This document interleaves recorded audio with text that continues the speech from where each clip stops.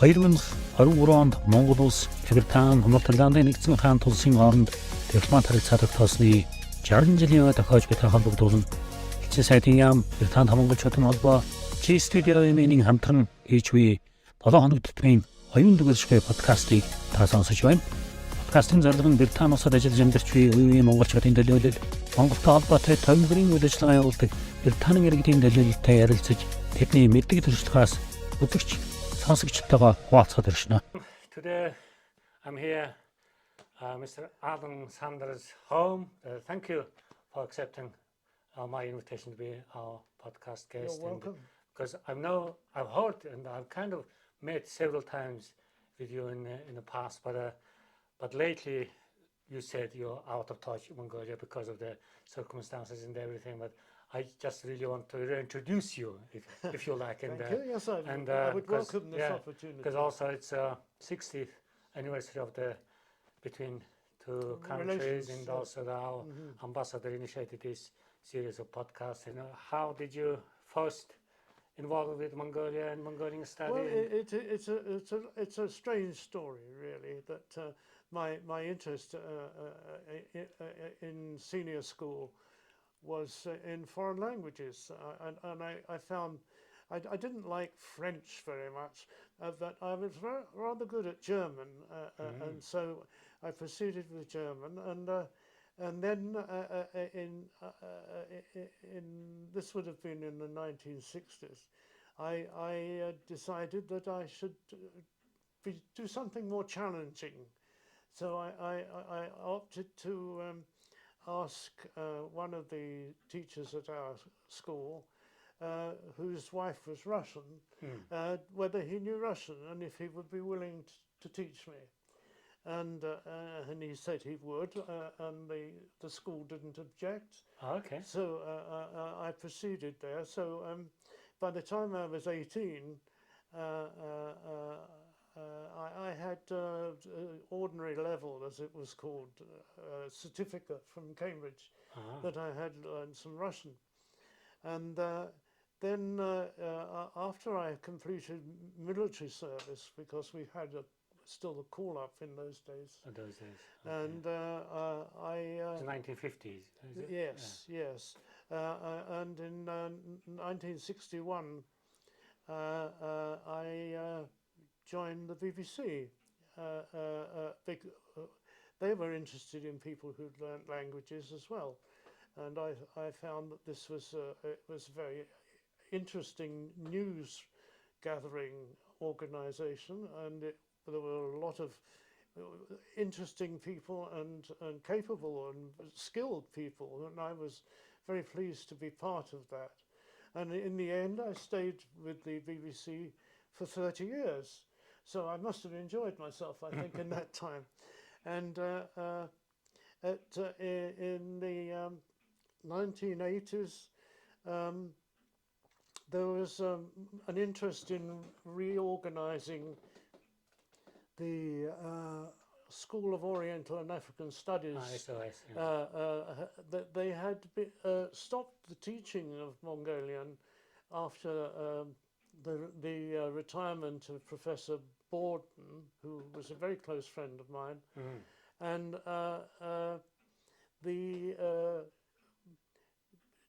we went through a difficult period. That the teaching of Mongolian was really at its beginning in those days.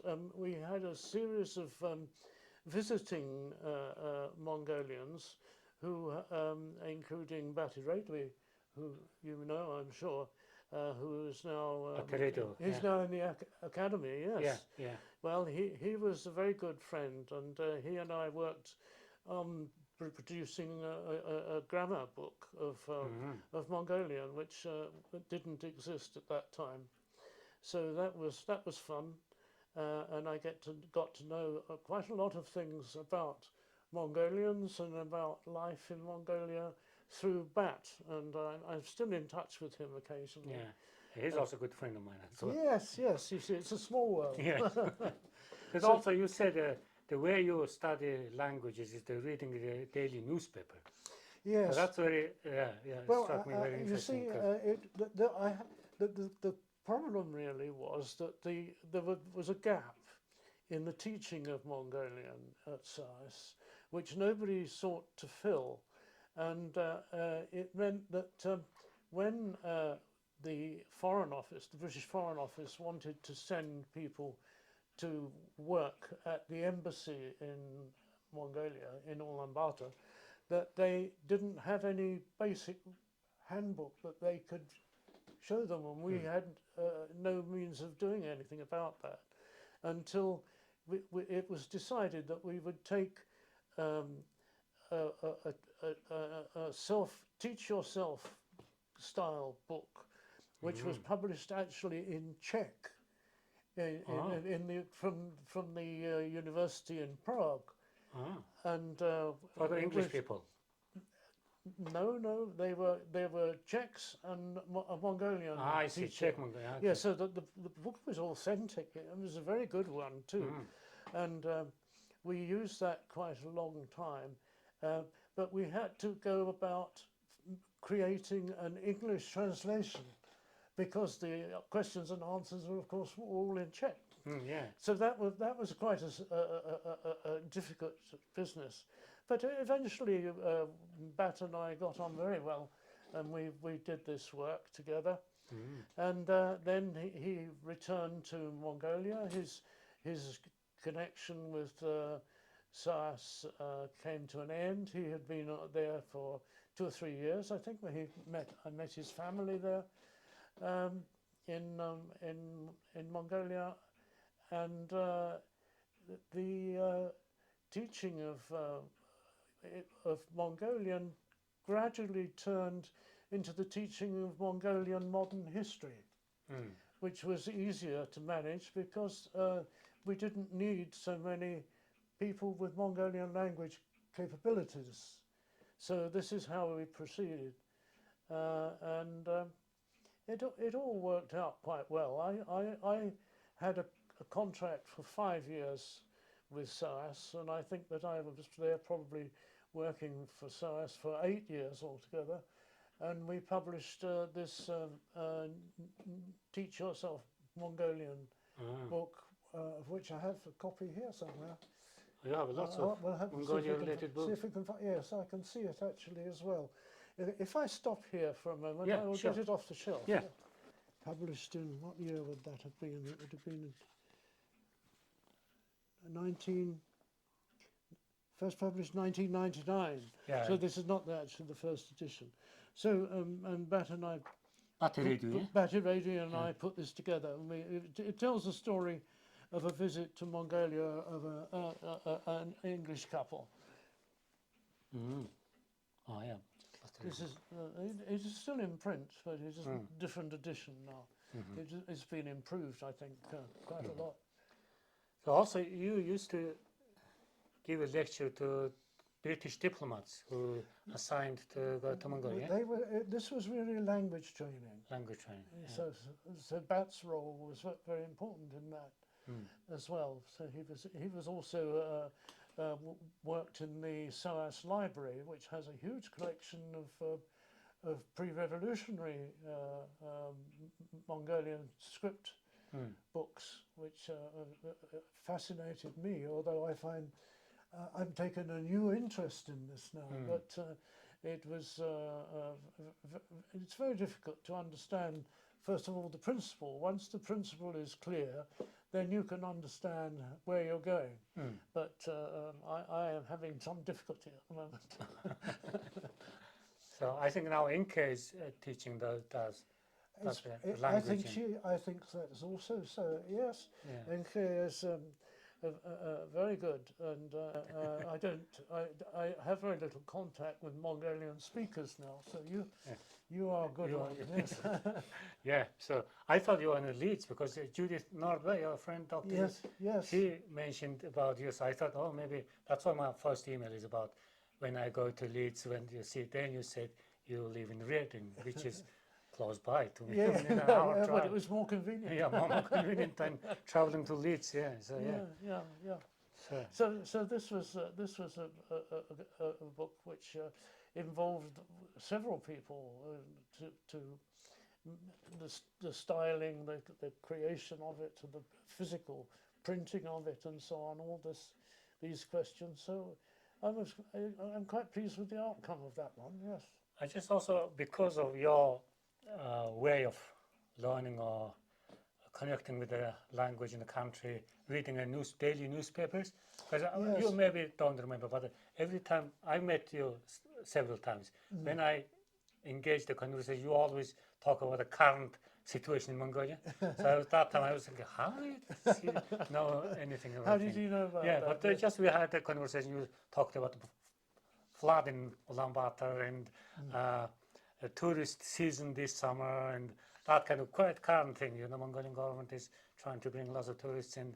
Yes, it was a bad start. Well, we will see how things go. Yeah, the flood is a bit. So you are still on, reading a Mongolian newspaper, as you said, month-summer. I read the press material which is available on the internet. Yes. Well, for a long time, during the revolutionary period of revolutionary government, the easy way was to simply buy newspapers and keep files of information. And this is basically what I still do, although I do it more professionally now, I think, probably, one might say. So you, studied or involved with Mongolian study 1960s, yeah? Mongolia was a red-hot communist country. Well, it tried to be a red-hot country. That time, I guess, in the first time you visited to Mongolia in 1970s, yeah? Yes. The Tsitumbal was still in power. Tsitumbal was still in power, yes. It was very, very interesting and enjoyable. I had some minor adventures. It was of particular interest to me that it was winter time when I stayed there. 4 months I was there. Oh, quite for a long time. Yes, for quite a long time. And I had lessons in Mongolian at the Mongolian Ulaanbaatar University, yes. So that was a good start. I made some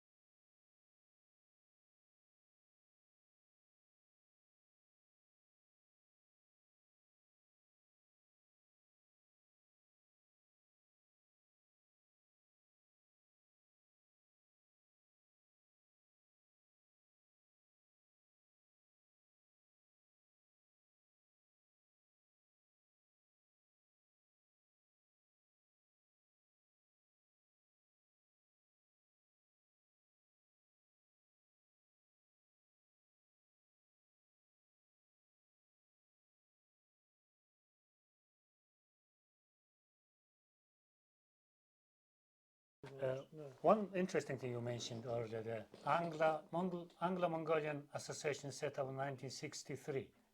Yeah. So can you tell me about that one little? Well, it was a club. A club, okay. It was a club which was run by an Englishman who was a rich shipping magnate. Businessman, okay. Yes, his name was Furness. And Furness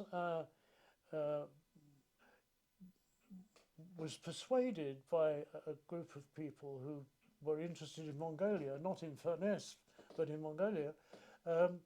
It persuaded him to enlarge the membership. Furness agreed to the changes, and it became the Anglo-Mongolian Society, as it was in those days. That's what it was called. And it had up to 100 members by the time it gradually lost ground. The problem was that the intergovernmental agreements with the Mongolians moved very quickly. You maybe have seen the 2-volume book, which recounts how that goes. No, not that one. Can you see down there in the two dark blue volumes there? This on one? Yes, on that one, yes. This one and its other one. These were published 2013. Yeah. Yes. I think you probably have seen them before. Yeah, yes. I've seen it. You show them to the people. Yeah. This meant that the focus on relations was no longer on people to people, but on government to government. And I regret very much that the government broke off a number of very workable systems and schemes which had been created during the earlier period. And now Mongolian affairs are generally speaking excluded from Britain's studies area, and it was very badly done, really. That we had the recruitment of Mongolians who came to work as translators and help us in SOAS, for example, and they were eventually cut off by the British government, not by the Mongolian government.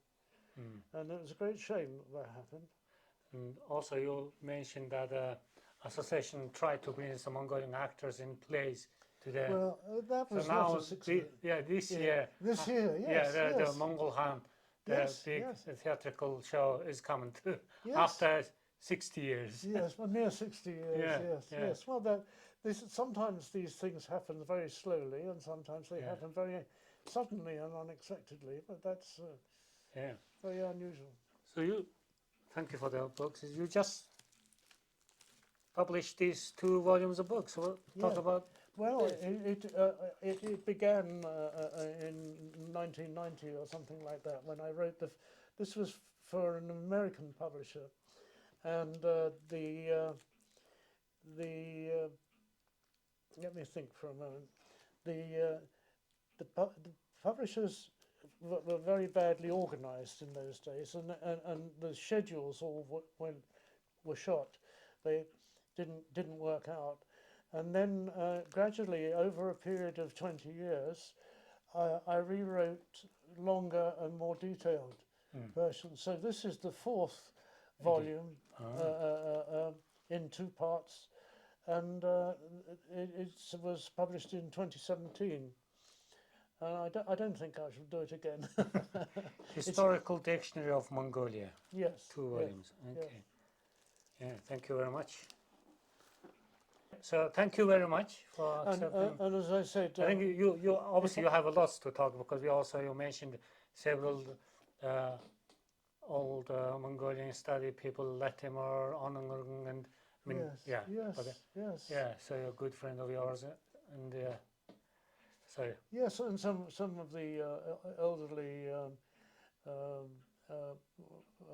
academicians in the Mongolian. I'm sure. They were very, very interesting people, and very, very enjoyable company. My language teacher during my first visit to Mongolia was Salor, who is a specialist in Western Mongolian dialects. A very nice man who helped me enormously. And of course, the funny thing is that when I arrived in Ulaanbaatar, I realized that my lessons were not going to be in English, they were going to be in Russian. That's the way it was. They didn't have the staff. To teach English person yes, how to study. Yes, but that was also useful to me. That's also how I learned English, because I have samo učitelj angliškog jezika. Yes. So that's what I used to learn English, because we didn't have Mongolian book to learn English. Of course, I understand. But we were in the same situation. I see.